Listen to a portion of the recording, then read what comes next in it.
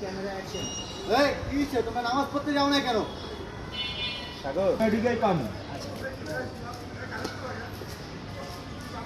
Action. কেন আপনি জানেন না এই মহল্লায় 3 দিনের জন্য নামাজ মাফ হয়ে গেছে? শয়তান ছিল। তুমি তো ভালো মানুষ।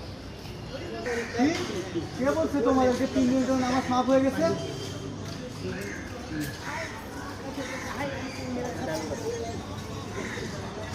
আপনার ভাই শিকল আলা মাওলানা। এখন ভাই আপনার আগে না একটু তো বুঝান, আমি বুঝতেছি। খেলা মাওলানা।